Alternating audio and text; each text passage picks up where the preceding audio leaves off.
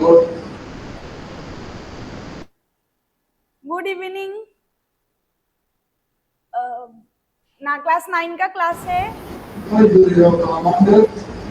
Class 9 English. ठीक है, okay. तो प्रीवियस क्लास में हमने ये वाला चैप्टर किया था, याद है ना आप लोगों को? ये चैप्टर कर रहे थे ना हम, ए ट्रूली ब्यूटीफुल माइंड, इसके बारे में आइंस्टाइन, जिसके अंदर आइंस्टाइन के बारे में लिखा गया है। तो ये थोड़ा सा रह गया था, वो आज खत्म कर लेते हैं, फिर बाद में अगर टाइम हो तो और एक देखेंगे। ठीक है, हम लोगों ने इतना तक शायद पढ़ा है। While Einstein was solving the most difficult, इतना तक पढ़ा है हमने। ठीक है,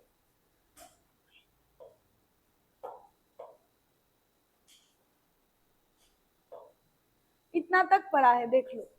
While Einstein was solving the most difficult problems in physics, his private life was unrevealing. Albert had wanted to marry Mileva right after finishing his studies, but his mother was against it. ठीक है, मतलब Einstein जो Mileva को शादी करने वाला था, ठीक है, वो उसके मम्मी मतलब आइंस्टाइन के मम्मी को मिलेवा पसंद नहीं आई थी। ठीक है, but his mother was against it. She thought Mileva, who was 3 years older than her son, was too old for him. मतलब आइंस्टाइन के जो मम्मी थे, आइंस्टाइन के जो मम्मी थे, मम्मी को लगता था कि क्या लगता था कि मिलेवा जो है, मेरिया मिलेवा जो है, वो आइंस्टाइन से थोड़ा एज में थोड़ा बड़ा है। ठीक है, इसमें एज में थोड़ा मतलब like 3 years older than her son. She was also bothered by Mileva's intelligence. She is a book like you.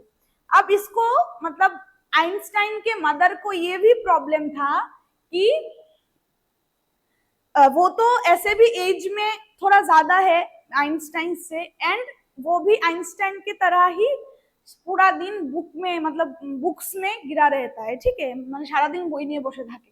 She is a book like you, his mother said. Einstein put the wedding off. हम लोगों ने इतना तक complete किया था कि उन दोनों का शादी जो था वो स्टॉप हो गया। ठीक है, उनकी मम्मी के लिए। फिर देखो क्या होता है।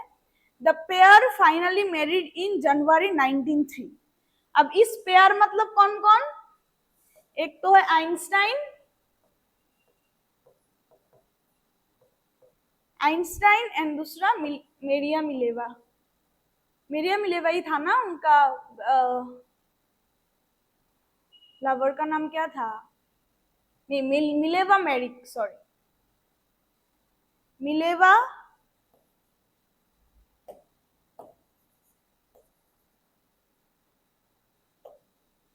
मिलेवा मैरिक, उन दोनों का शादी तय हुआ, एंड शादी भी हुआ जो था जनवरी 1903 में उन लोगों का शादी हो गया। ठीक है, जनवरी 1903 में उन लोगों का शादी हुआ। एंड हैड 2 सन्स, उन लोगों का 2 सन्स भी हुआ, मतलब 2 बच्चे, वो भी हुआ। But a few years later the marriage faltered, मतलब कुछ दिनों के बाद क्या हुआ, जो शादी उन लोगों का था वो थोड़ा सा मतलब अच्छा नहीं था, बिकेम वीक। फॉल्टर्ड का मतलब होता है बिकेम वीक, थोड़ा वीक हो गया उन लोगों का relation. Mileva meanwhile was losing her intellectual ambition and becoming an unhappy housewife. अब मिलेवा आइंस्टाइन से शादी करके क्या हुआ उनका, लॉसिंग हर इंटेलेक्चुअल एम्बिशन, मतलब उनका जो एक एम्बिशन था ना, मिलेवा मैरिक का एक इंटेंशन था, एक एम्बिशन था कि पढ़ाई लिखाई करके क्या बनेंगे, कुछ बनेंगे। बट शादी करने के बाद उनका जो ये एम्बिशन था वो लॉस हो गया। ठीक है, वो थोड़ा हिल गया। And becoming an unhappy housewife, मतलब वो थोड़ा सा अनहैप्पी हाउसवाइफ बन गई थी, मतलब हाउसवाइफ तो थी एंड अनहैप्पी भी थी, मतलब उनका लाइफ खुश, मतलब वो उनके लाइफ में खुश नहीं थे। After years of constant fighting the couple finally divorced in 1919। अब कुछ साल बाद कांस्टेंट फाइटिंग मतलब उन लोगों के बीच में बहुत ज्यादा झगड़ा, मतलब फाइटिंग मतलब क्या है, बहुत झगड़ा होते थे, ठीक है, वो दोनों बहुत झगड़ते थे एंड कांस्टेंट फाइटिंग के बाद the couple finally divorce in 1919। बुझना मैम। यस, बोलो क्या बोल रहे थे आप? বুঝে না। বুঝো না, বাংলায় বলবো?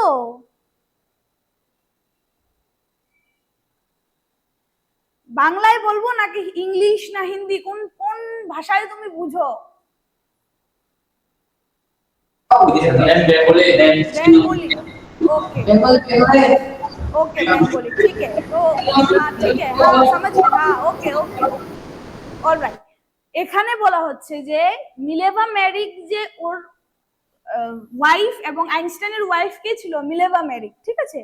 এবার তাদের দুজনের বিয়ে হয় জানুয়ারি 1903 সালে, মানে 1903 ওদের বিয়ে হয় এবং তাদের দুটো বাচ্চা হয়, দুটো ছেলে হয়, ঠিক আছে।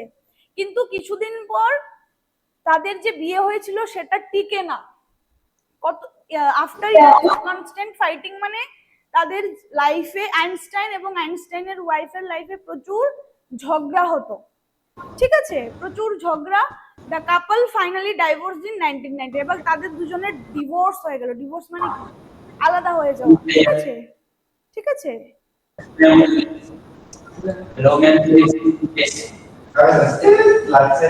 Can explain in English, ma'am.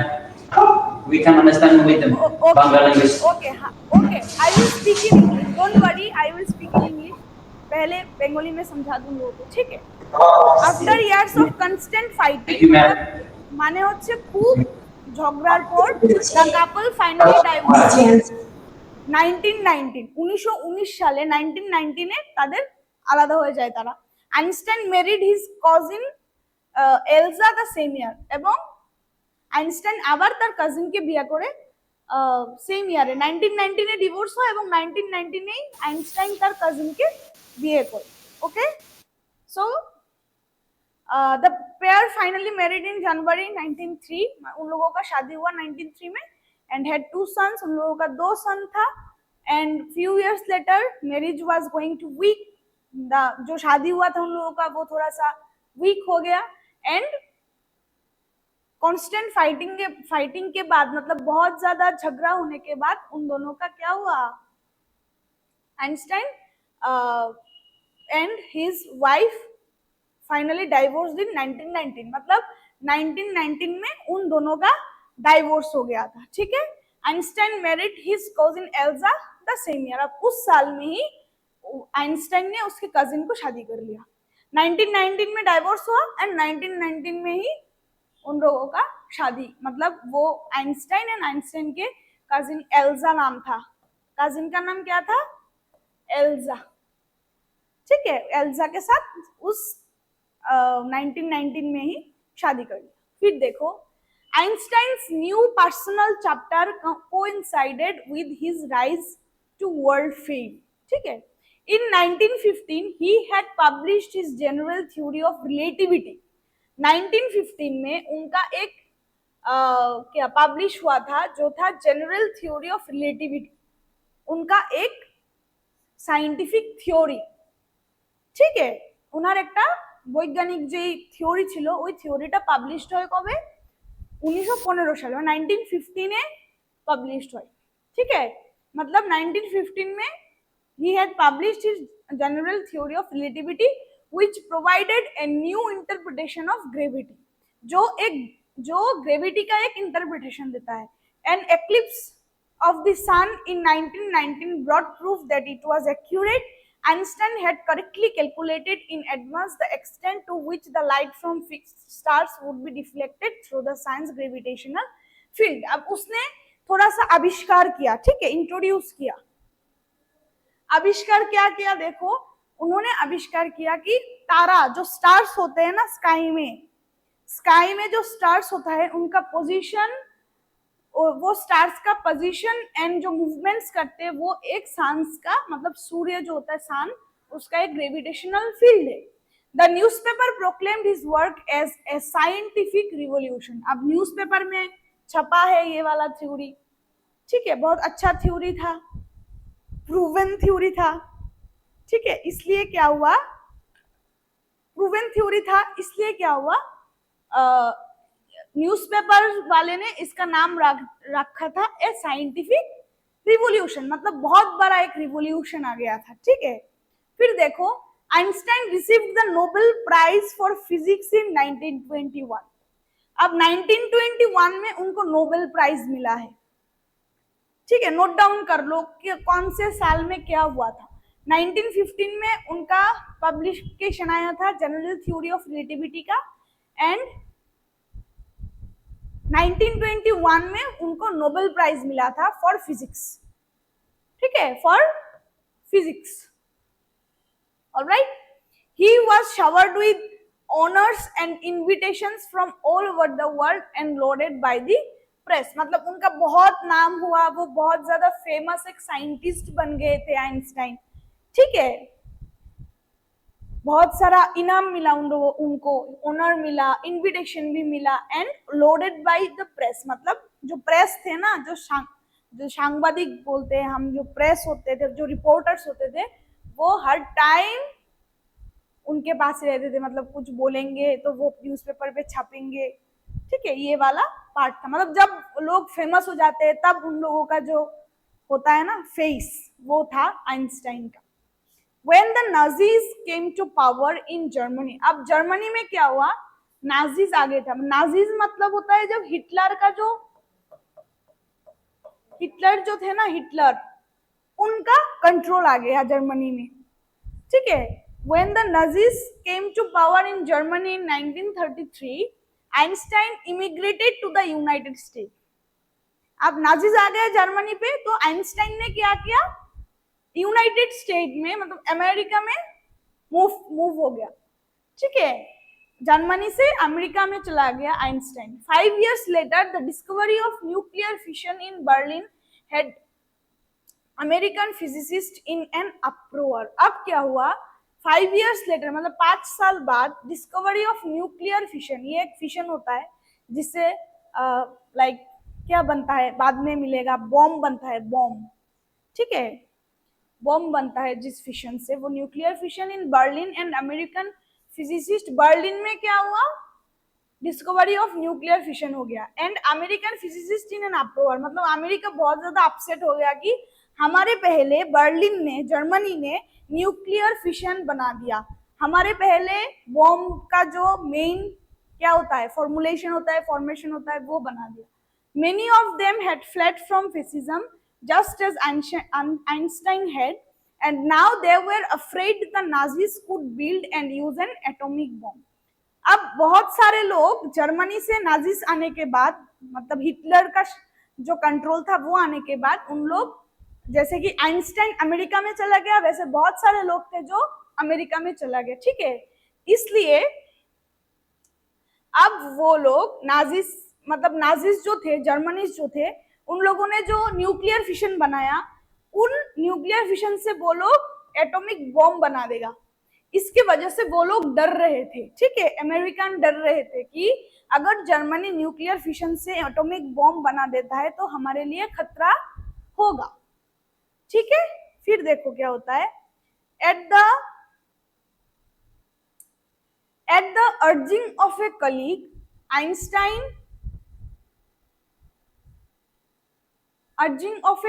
Einstein wrote a letter to the American president। अब थोड़ा सा आइंस्टाइन को थोड़ा वो इंफॉर्मेशन मिला कि हाँ, जर्मनी जो है वो लोग नाजिस के कंट्रोल में आके एटॉमिक बॉम्ब बना रहे हैं। ठीक है, अब उन्होंने अमेरिकन प्रेसिडेंट को लिखा है, आइंस्टाइन ने, फ्रैंकलिन डी रूजवेल्ट था, ये है अमेरिकन प्रेसिडेंट का नाम उस टाइम का, Franklin D Roosevelt, Franklin D Roosevelt. ठीक है, ऑन 2 अगस्त 1939 में उसने लेटर लिखा अमेरिकन प्रेसिडेंट के पास। आइंस्टाइन ने 1939 में 2 अगस्त में फ्रैंकलिन डी रूजवेल्ट जो था अमेरिकन प्रेसिडेंट, उनके पास एक लेटर लिखा आइंस्टाइन ने। क्या लिखा, इन विच ही वार्न, उन्हें वार्न किया कि a single bomb of this type exploded in A port might very well destroy the whole port together with some of the surrounding territory. उन्होंने बोला कि अगर ये बॉम्ब जो एटॉमिक बॉम्ब बनाया, अगर एक सिंगल बॉम्ब एक पोर्ट में गिरता है, अगर आप पोर्ट में इसको फेंकते हो, पोर्ट मतलब क्या होता है, जिसमें जो जहाज वगैरह होते हैं ना पोर्ट में, उसको बोलते हैं। अगर एक पोर्ट में अगर आप एक सिंगल बॉम्ब को एक्सप्लोड करोगे, it might very well destroy the whole port together. ये क्या कर सकता है, एक सिंगल बॉम्ब पूरा पोर्ट को डिस्ट्रॉय कर सकता है, ठीक है, डिस्ट्रॉय कर सकता है with some of the surrounding territory, and उसके आसपास जो टेरिटरी है ना, उसके आसपास जो टेरिटरी है उस टेरिटरी को भी डिस्ट्रॉय कर सकता है, ठीक है। मतलब बॉम्ब जो है, एटॉमिक बॉम्ब जो है वो बहुत ज्यादा खतरा है, इट्स अ डेंजरस थिंग। इसलिए अमेरिकन प्रेसिडेंट के पास आइंस्टाइन ने एक लेटर लिखा जिसमें वार्न किया कि ए सिंगल बॉम्ब, अगर एक सिंगल बॉम्ब आप पोर्ट में फेंकोगे तो पूरा पोर्ट एक साथ में एक ही बारी में डिस्ट्रॉय हो जाएगा, एंड उसका जो आसपास का एरिया होता है ना वो भी डिस्ट्रॉय होगा, ठीक है। His words did not fail to have an effect. अब ये जो इसने लिखा वर्ड्स, उनके जो बातें था ना आइंस्टाइन का, वो फेल नहीं हुआ। The Americans developed the atomic bomb in a secret project of their own and dropped it on Japanese cities of Hiroshima and Nagasaki in August 1945। अब अमेरिकन ने क्या किया, उन्होंने भी द एटॉमिक बॉम्ब बनाया सीक्रेट प्रोजेक्ट के तरह, and dropped it on the Japanese cities. अब अमेरिकन ने बॉम्ब बना के उसको फेंक दिया, कहाँ कहाँ फेंका देखो, Hiroshima and Nagasaki in August 1945, दो जगह में फेंका अमेरिकन बॉम्ब बना के। कौन सा जगह था, Hiroshima and Nagasaki in August 1945 में। ईयर्स आपको याद रखना है, कौन सा साल में बता रही हूँ। 1945 में हिरोशिमा एंड नागासाकी में जो जापानीज सिटीज थे उनके ऊपर एटॉमिक बॉम्ब डाला गया था। अब देखो, Einstein was deeply shaken by the extent of the destruction. Einstein को बहुत बुरा लगा, ठीक है, he was deeply shaken by the extent of the destruction. मतलब जो डिस्ट्रॉय हुआ ना हिरोशिमा एंड नागासाकी में, अगर अब जियोग्राफी में भी आपका मिलेगा, ठीक है, हिरोशिमा एंड नागासाकी में क्या हुआ था, जो बॉम्ब फेंका गया था उनके बाद Einstein was deeply shaken by the extent of the destruction. उनको बहुत ज्यादा बुरा लगा था। This time he wrote a public missive to the United Nations. In it he proposed the formation of a world government. Unlike the letter to Roosevelt, this one made no impact, but over the next decade Einstein got ever more involved in politics, agitating for an end to the arms buildup and using his popularity to campaign for peace and democracy. अब Einstein को बुरा लगा and उन्होंने सोचा कि मैं क्या करूंगी, कैंपेन करूंगी, क्योंकि उनका तो बहुत ज्यादा पॉपुलैरिटी था ना उस टाइम, वो बहुत बड़ा एक साइंटिस्ट था। आइंस्टाइन वाज अ साइंटिस्ट, ठीक है ना, तो साइंटिस्ट था, पॉपुलैरिटी भी था उनके पास। सो उन्होंने सोचा कि ये जो आर्म्स है ना, आर्म्स बिल्डअप जो था, मतलब बॉम्ब, एटॉमिक बॉम्ब बनाना या कोई आर्म बनाना, इसको बंद करने के लिए मैं कैंपेन करूंगी पॉपुलैरिटी के साथ फॉर पीस एंड डेमोक्रेसी, शांति के लिए, कि कोई किसी के साथ कोई विवाद ना रखे, झगड़ा ना करे, एटॉमिक बॉम्ब ना एक्सप्लोड करे। उसके लिए वो चाहते थे कि मैं अपने पॉपुलैरिटी के साथ कैंपेन करूंगा और पीस एंड डेमोक्रेसी के लिए ही करूंगा, शांति मिले एंड डेमोक्रेटिक गवर्नमेंट मिले हमको, ठीक है। When Einstein died in 1955, अब आइंस्टाइन कब, उनका डेथ कब हुआ, 1955 में, ठीक है। Einstein died in 1955 at the age of 76, मतलब उनका तब 76 एज था, ठीक है, 76 ईयर्स में उनका डेथ हुआ 1955 में। He was celebrated as a visionary and world citizen as much as a scientific genius. उनको हम सब अभी भी, ठीक है, उनको हम सब मिलके अभी भी उतना ही सम्मान देते हैं.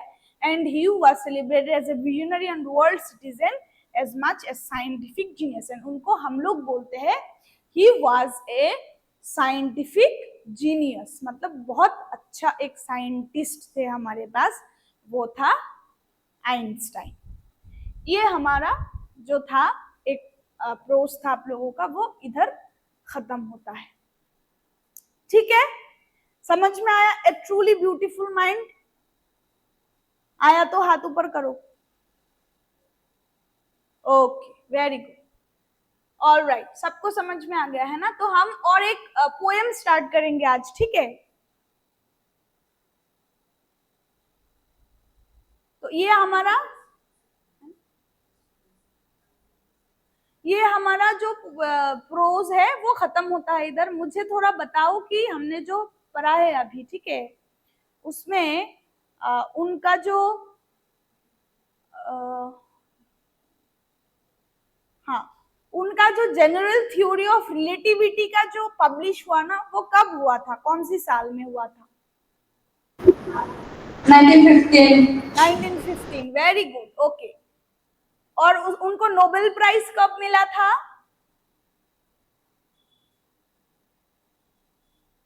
नोबेल प्राइज कब मिला फिजिक्स में? 1921. Okay, all right, very good. 1921 में उनको नोबेल प्राइज मिला है ना? ओके. और उनका डेथ कब हुआ? 1955. और उनका एज क्या है? 26. Okay, thank you. 2026. खत्म नहीं हुआ, क्लास खत्म नहीं हुआ. अभी एक पोएम स्टार्ट करने वाले हैं, ठीक है? एक कॉपी दे, थोड़ा वेट करो.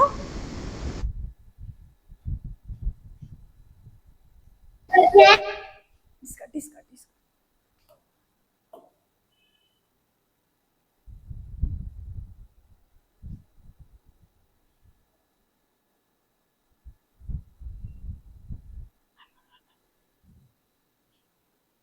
हाँ, हम लोग आज ये पोएम स्टार्ट करेंगे, ठीक है?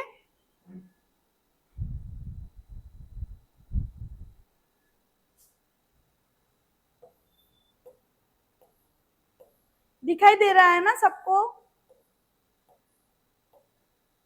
Is it visible to everyone? Yes, ma'am. Okay, very good. चलो फिर यस सर. शुरू करते हैं हमारा पोएम, ठीक है? Rain on the roof. बहुत सुंदर, बहुत ही सुंदर पोएम है. आप अपने लाइफ में रिलेट कर सकते हो, ठीक है? You can relate this poem to your life, to your lifestyle. बहुत सुंदर है, बहुत ही गहरा पोएम है, ठीक है? तो अच्छे से समझना चाहिए, तो ही आपको समझ में आएगा, क्योंकि इसका जो वर्ड्स है ना पोएम में, वो थोड़ा सा कॉम्प्लिकेटेड वर्ड्स है, ठीक है? थोड़ा सा कॉम्प्लिकेटेड है, बट मैं बहुत इजी वर्ड में आपको समझा दूंगी. So please pay attention, okay? Rain on the roof एक पोएम है जिसमें लिखा है, when the sky is covered with dark clouds and it starts raining, have you ever listen to the patter of soft rain on the roof? कि जब काला जो होता है ना, डार्क क्लाउड्स होता है, बहुत बहुत काला जो क्लाउड्स होता है, एंड जब बारिश शुरू होता है ना, तब क्या आपने सुना वो the patter of soft rain on the roof? जब आपके छत पे वो पैटर ऑफ सॉफ्ट रेन का आवाज होता है, जब वो रेन होता है ना, जब बारिश होता है, तब उनका आप सोए हुए हो और आपके ऊपर जो छत है उसमें जो गिरता है बारिश का जो साउंड होता है, वो क्या आपने सुना है? ठीक है? What thoughts flashed through your mind as you heard this melody of nature? आपके मन में क्या आता है जब आप कोई बारिश का साउंड सुनते हो? ठीक है, बारिश का साउंड सुनते हो, ठीक है, तब आपके मन में क्या थॉट्स आता है? Read the poem to find out what the poet dreamed of listening to the rain. अब पोएट क्या क्या ड्रीम करता है, क्या क्या सोचता है, वो हम लोग पढ़ेंगे, इस पोएम में जब बारिश होता है तब वो क्या क्या सोचती है। ठीक है, देखो, when the humid shadows hover over all the starry spheres and the melancholy darkness gently weeps in rainy tears, what a bliss to press the pillow of a cottage chamber bed and lie listening to the patter or the soft rain overhead। कुछ समझ में नहीं आया, ऐसे पढ़ने के बाद कुछ समझ में नहीं आता। ठीक है, फिर क्या करना चाहिए, वर्ड को थोड़ा अच्छे से पढ़ते। देखो, when the humid shadows, humid shadows का मीनिंग क्या है इधर, ह्यूमिड शेडोज का मतलब होता है जो डार्क क्लाउड्स होते हैं ना, डार्क क्लाउड्स होते हैं जब, मतलब बहुत गहराई काला काला जो बादल होता है ना, जब बारिश आने के पहले टाइम जो काला हो जाता है पूरा वेदर, उसके बारे में बोल रहे हैं। ह्यूमिड शेडो, होवर का मतलब क्या होता है पता है, होवर का मतलब होता है घूमना। ठीक है, घूम रहा है वो डार्क क्लाउड, घूम रहा है। when the humid shadows hover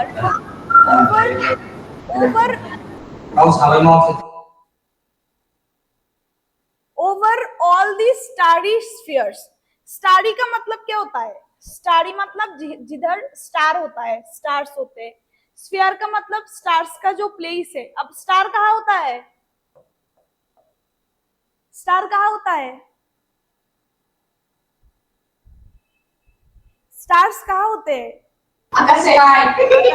yes very good, sky में होता है ना, स्काई में होता है। तो फिर इधर क्या बोला कि when the humid shadows hover, जब डार्क क्लाउड्स हमारे स्काई में, मतलब ओवर द स्टारी स्फीयर्स, मतलब होता है स्काई, जहां पे स्टार होता है, स्काई में स्टार होता है।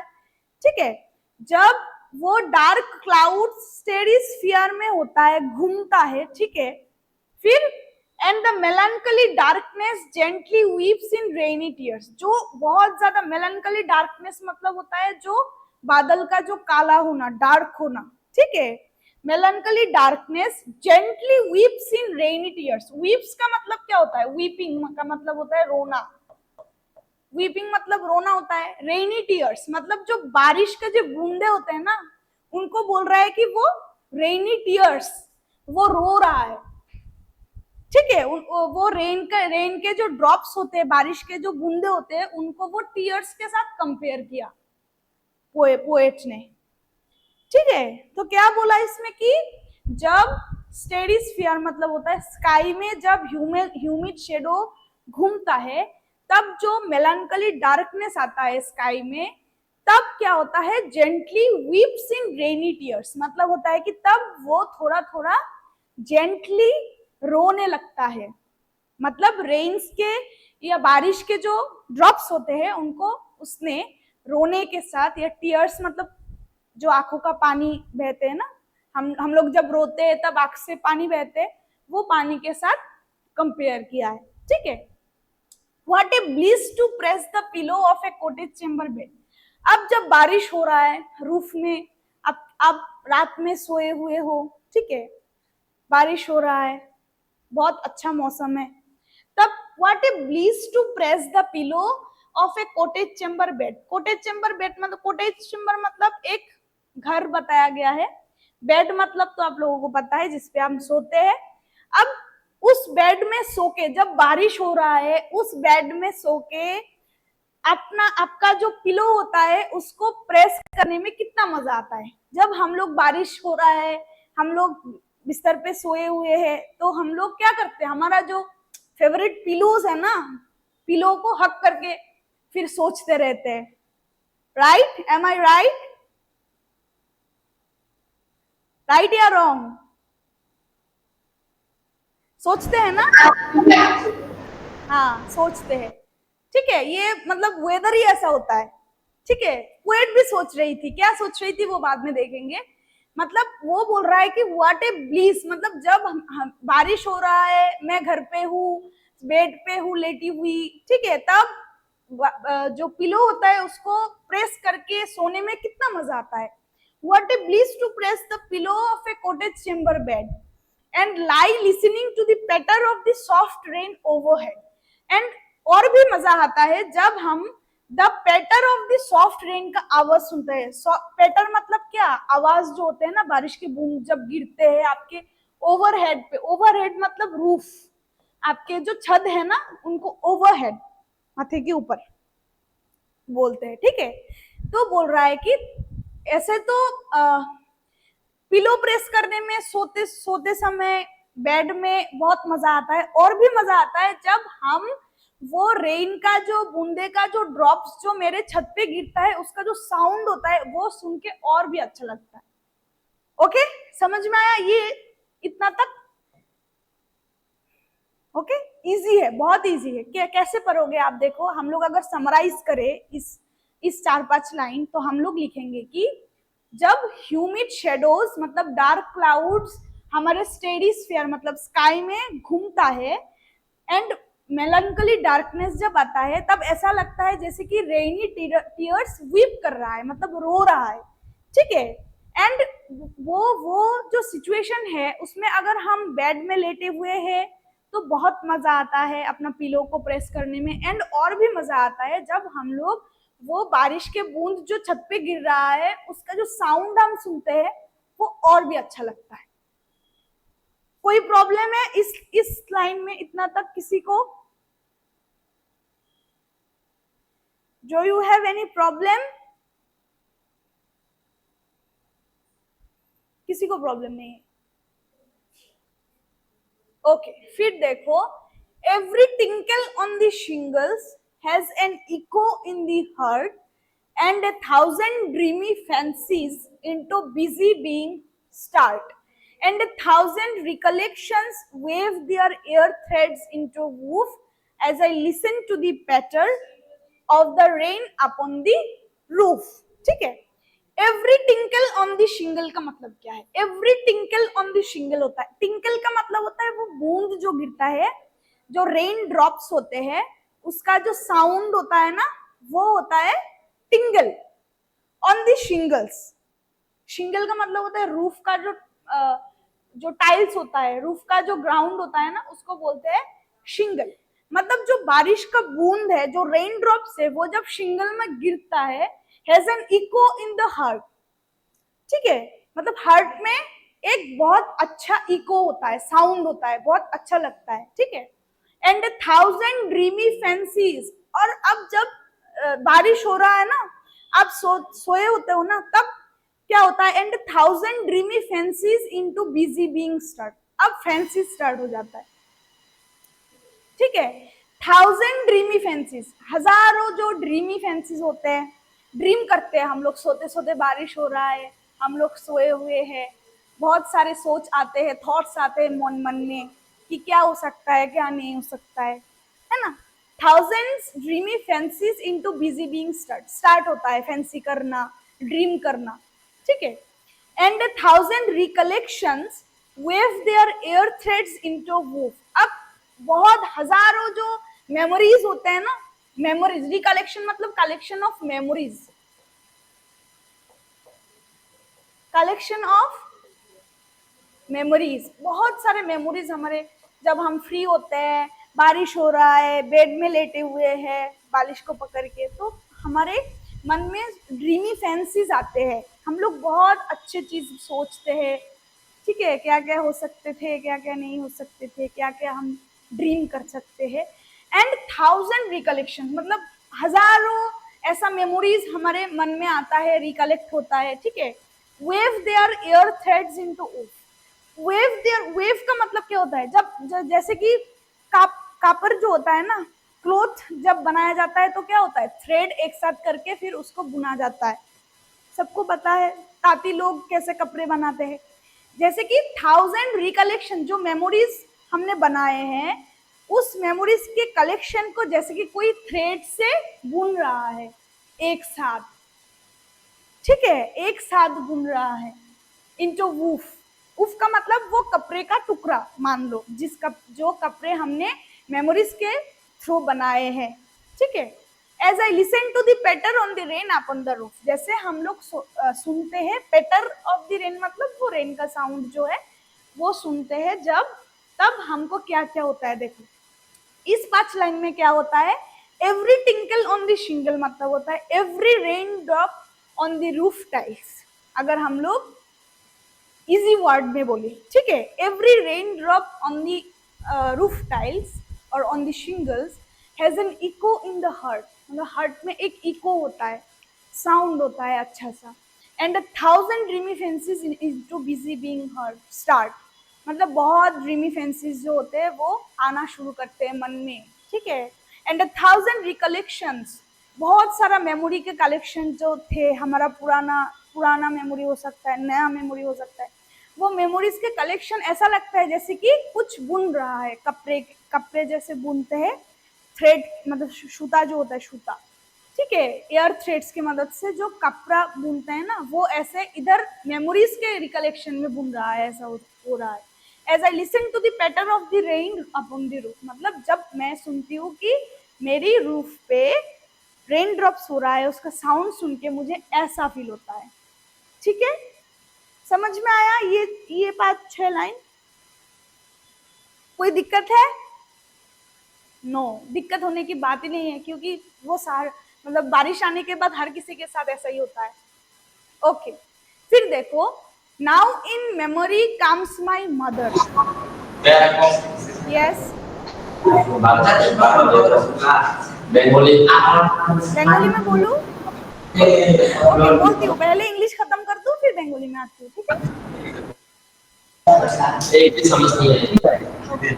Now in memory comes my mother, अब उसके मन में जो पोएट थी ना, पोएट का नाम देख लो, इधर है कोट्स किन्नी, पोएट का नाम क्या है, कोट्स किन्नी, ठीक है।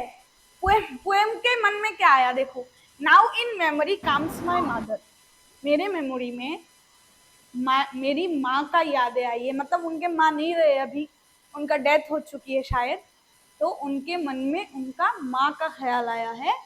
As she used in years ago to regard the darling dreamers, ere she left them till the dawn, ठीक है।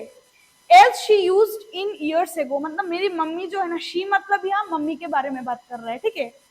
As she used in years ago मतलब बहुत साल पहले, to regard the darling dreamers, यहाँ पर darling dreamers कौन है, darling dreamers है पोएट एंड उसके भाई बहन जो थे वो, जब वो बहुत साल पहले मेरी मम्मी क्या करते थे, हम लोग जब सोते थे, जब छोटे बच्चे सोते हैं ना, तब उन लोगों को डार्लिंग ड्रीमर्स बोला जाता है, मतलब इतना अच्छा लगता है उनको देख के, वो जब सोते हैं सपनों में है, darling dreamers, okay. So to regard the darling dreamers, ere का मतलब क्या होता है पता है, बिफोर, बिफोर मतलब पहले, before she left them till the dawn, मतलब डॉन मतलब जब भोर भोर,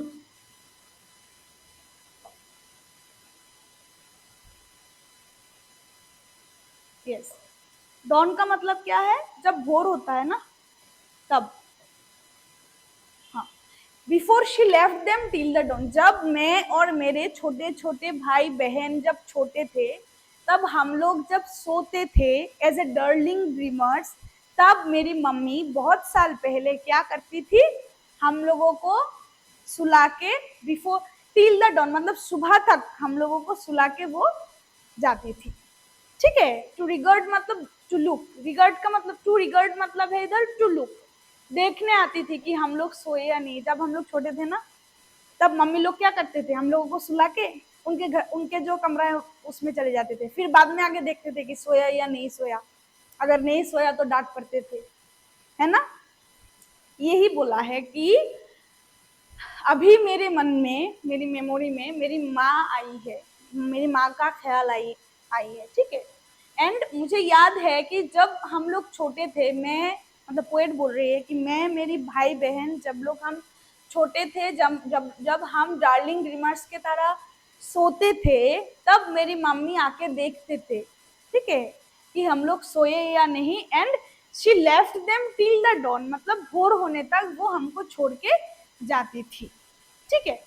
Oh, I feel her fond look on me as I listen to this refrain which is played upon the shingles by the patter of the rain. Oh I feel her fond look on me, and मैं अभी feel कर सकती हूँ कि उनका जो look था हम लोगों के लिए, जब वो देखने आती थी हम लोगों को, जब हम सोते रहते थे, आई feel her fond look. Fond का मतलब होता है इतना प्यारा, जो माँ अपने बच्चों के लिए जितना प्यार करता है ना, वो प्यारा जो चेहरा, वो प्यारा जो लुक वो देता था वो हम लोगों को, ठीक है। Oh, I feel her fond look on me as I listen to this refrain which is played upon the shingles by the patter of the rain. And मैं वो every patter of the rain जो शिंगल में पड़ रहा है, मतलब every rain drop जो मेरे रूफ के टाइल्स में गिर रहा है ना, वो सब टाइल्स के वो रेन ड्रॉप की बूंदे मुझे बता रहे हैं कि मेरी मम्मी मुझे और मेरे भाई बहन को कितना प्यार करती थी, प्यारा लुक देती थी। वो एज ए डार्लिंग ड्रीमर्स हम लोगों को छोड़ के क्या करते थे, जाते थे हम लोगों को छोड़ के, कब तक, सुबह तक, ठीक है। ये है हमारा poem, very easy poem, very easy. You can relate this poem to your lifestyle, to your life. जब बारिश होता है तब फील करना, तब ये पोएम याद आएगा। रेन ऑन द रूफ हमने पढ़ा था, ठीक है। देखो समझ में ना आए तो बोलो, ठीक है। अब बेंगोलिस के लिए थोड़ा बोल देती हूँ कि इसका जो समारी है ना, মানে সারসংক্ষেপ যদি আমরা বাংলায় বলি তাহলে কি, যে যখন বৃষ্টি হয় তখন আকাশে মেঘ জমে, রাইট, কালো মেঘ জমে। তো যখন বৃষ্টি হয় তখন আকাশে কালো মেঘ জমে এবং ওই মেঘের থেকে বৃষ্টি পড়ে। ওই বৃষ্টিটাকে পোয়েট কি বলেছে যে gently weeps in rainy tears, মানে হচ্ছে ওই বৃষ্টিটাকে তিনি চোখের জলের সাথে কম্পেয়ার করেছেন বা তুলনা করেছেন, ঠিক আছে। এন্ড তিনি ভাবছেন যে তার যখন বৃষ্টি হয়, তোমরা তোমাদের লাইফস্টাইলের সঙ্গে রিলেট করতে পারো ব্যাপারটা, যখন বৃষ্টি হয় তখন তার ঘরে বসে তার বিছানায় শুয়ে সে তার মায়ের কথা মনে করছিল, তার পোয়েটের মায়ের কথা মনে করছিল, ঠিক আছে। এভরি টিঙ্কেল অন দ্য শিঙ্গলস মানে হচ্ছে যে প্রত্যেকটা বৃষ্টির ফোঁটার শব্দে তার মায়ের কথা মনে পড়ছিল, যখন তার মা বেঁচে ছিল, ঠিক আছে, যখন তার মা বেঁচে ছিল, অনেক বছর আগের কথা, তখন তার মা বা পোয়েটের মা কিভাবে তাদেরকে ভালোবাসতেন, ঠিক আছে, কিভাবে ভালোবাসতেন, কিভাবে আদর করতেন, ওইগুলি তার বা পোয়েটের কোটস কি নিয়ে মনে পড়ছে। That's it, that's the summary of this poem, okay. देखो फिर इसका समराइज ऐसे कर सकते हैं हम कि जब बारिश होता है तब ह्यूमिड शेडो ओवर होता है स्ट्रेटोस्फीयर में, तब बहुत अच्छा लगता है जब हम पिलो प्रेस करके सोते हैं, एंड बहुत सारा ड्रीमी फैंसीज आते हैं, 1000 ड्रीमी फैंसीज आते हैं, 1000 रिकलेक्शन ऑफ मेमोरीज आते हैं, and it will wave air threads, ठीक है। एंड पोएट के मन में उसकी मम्मी की ख्याल आई थी, एंड जब वो बहुत साल पहले पोएट एंड पोएट के जो भाई बहन थे उन लोगों को प्यार करते थे, उसका जो एक सीन था वो याद आया था पोएट को, ठीक है। That's all for this poem. किसी को कोई, do you have any problem, किसी को कोई प्रॉब्लम है इस पोएम में तो बताओ।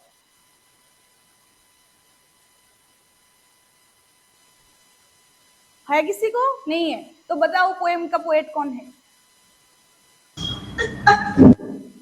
हाँ, who is the poet of this poem Rain on the Roof? What's given? What's given? Yeah, okay, very good. Quotes और बताओ स्टडी स्फीयर्स का मतलब क्या बोला मैंने, स्टडी स्फीयर्स का मतलब क्या बोला मैंने, क्या बोला, यस, वेरी गुड। और उसका जो रेन ड्रॉप्स को किसके साथ कंपेयर किया इस लाइन में, जेंटली वीप्स इन रेनी टीयर्स, किसके साथ कंपेयर किया था,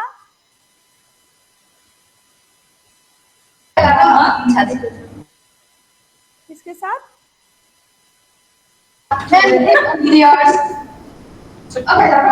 वीपिंग के साथ। जब हम लोग जब हम लोग मतलब लोग जब वीप करते हैं, रोते हैं, इसके साथ रोने के साथ वीपिंग के साथ वो रेनी टीयर्स का क्या किया, कंपेयर किया, right? Yes, ma'am. Yes, okay okay, that's all for today. आज के लिए इतना ही, रहने दो, दो कर लिया हमने और एक नया Okay. शुरू करेंगे। ओके हाँ, ma'am, हाँ।